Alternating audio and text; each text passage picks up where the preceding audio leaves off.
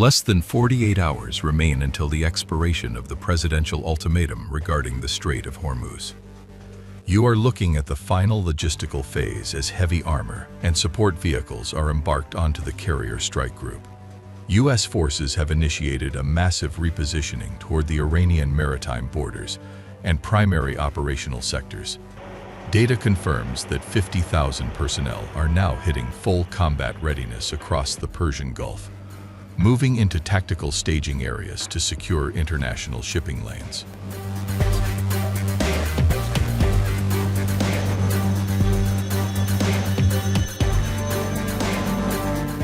Technical crews have finalized the loading of specialized munitions, including armor-piercing rounds for main battle tanks. Current objectives focus on the suppression of coastal missile batteries and integrated air defense systems along the littoral zones. The presence of 3 aircraft carriers provides the necessary saturation for full-spectrum air and sea dominance. With the 48-hour window closing, the operational focus has shifted from logistics to direct tactical positioning for a potential high-intensity engagement.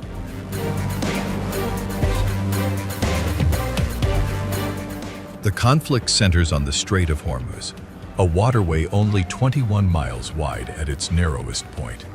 This choke point handles 21 million barrels of oil daily, representing 20% of global consumption. For the global economy, a single day of total blockage triggers an immediate 3 to 5% spike in Brent crude prices. A one-day delay for a single supertanker results in millions of dollars in liquidated damages and disrupts just-in-time fuel supply chains for international markets. This mobilization is a direct measure to prevent a systemic energy collapse.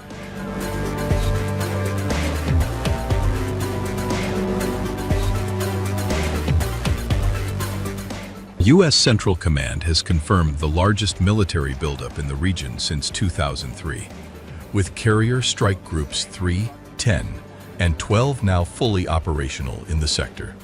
You are seeing the final readiness procedures, the loading of live ordnance, and the synchronization of carrier-based strike packages.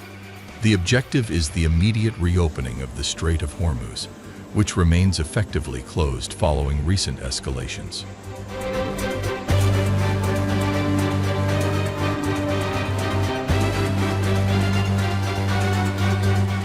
The stakes are measured in global energy security. The Strait of Hormuz is the world's most vital oil artery, with 20.3 million barrels of petroleum passing through daily, roughly 25% of all maritime oil trade. Confirmed data shows that since the blockage began, over 95% of regular traffic has been diverted or halted. For the global market, even a 24-hour delay of a single supertanker triggers an immediate 3 to 5% spike in Brent crude prices. This isn't just a regional conflict. It is a direct threat to the fuel supply chains of Japan, South Korea, and Western Europe.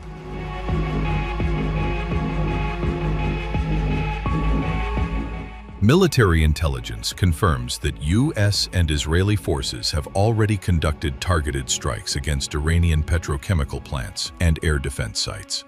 Currently, ground units from the 82nd Airborne and 101st Airborne divisions are positioned in primary staging areas. The loading of main battle tanks and the arming of heavy machine guns on deck signal the transition to Operation Epic Fury. The focus remains on neutralizing coastal missile batteries and IRGC naval assets to ensure a sanitized corridor for international shipping if the 32-hour window closes without a diplomatic resolution.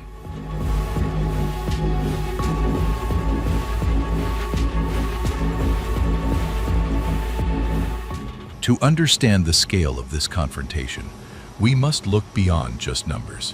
While the U.S. military budget for 2026 is nearly 60 times larger than Iran's, the conflict isn't about traditional battlefield dominance. It's a clash of philosophies. The U.S. brings 11 nuclear-powered aircraft carriers and fifth-generation stealth technology. In contrast, Iran relies on asymmetric warfare. Thousands of fast attack swarms, advanced ballistic missiles, and suicide drones. It's the difference between a surgical scalpel and 1,000 needle pricks. In the narrow, 21-mile-wide strait, high-tech sensors can be overwhelmed by sheer volume, making this one of the most unpredictable combat zones in modern history. The world is currently in a state of strategic waiting. Scenario A: a swift, decisive strike to neutralize coastal threats and reopen the lane within 72 hours, causing a temporary but manageable market spike.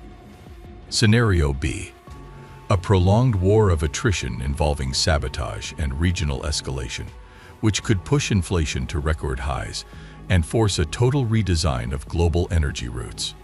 The 32-hour window is more than a deadline.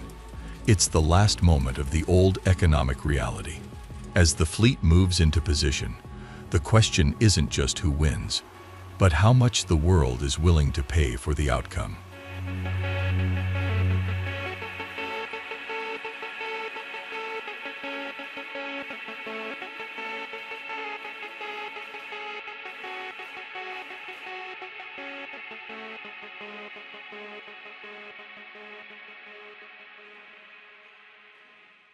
Currently, two major carrier strike groups, led by the USS Abraham Lincoln and the world's largest warship, the USS Gerald R, are operating in the Arabian Sea. This dual carrier presence is a rare tactical formation designed for one thing: the total suppression of any maritime or aerial threat within a 500-mile radius of the strait. Intelligence confirms that more than 20 merchant ships have already been damaged in these waters since the conflict began, making it the most dangerous maritime zone on the planet.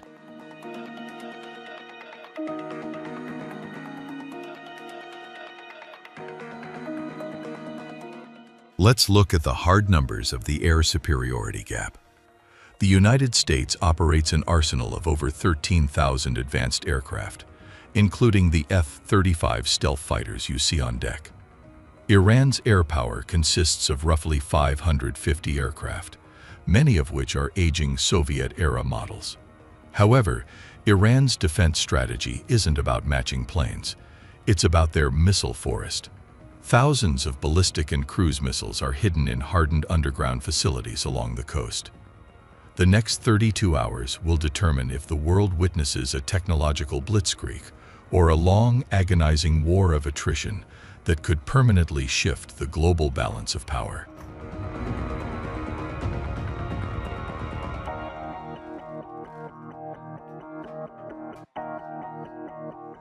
To summarize the scale of this mobilization, the United States has now concentrated a strike force in the Persian Gulf and Arabian Sea that exceeds any deployment since the 2003 invasion of Iraq. We are looking at a combined force of over 55,000 personnel, spearheaded by three full carrier strike groups: the USS Gerald R, USS Abraham Lincoln, and USS Harry S. Truman. This naval armada is supported by more than 250 advanced carrier-based aircraft and an additional 300 land-based fighters positioned in neighboring Allied bases. On the ground, heavy armor elements from the 1st Armored Division and elite paratroopers from the 82nd Airborne stand ready at primary staging points. We want to hear from you. Do you believe the current administration will follow through on this ultimatum to secure the strait? Or is this a high-stakes diplomatic maneuver? Share your perspective in the comments below. Your analysis of these events is what drives the conversation. Thank you for watching. If you found this briefing informative, please subscribe to the channel. Your support motivates us to continue delivering high-quality tactical and strategic content.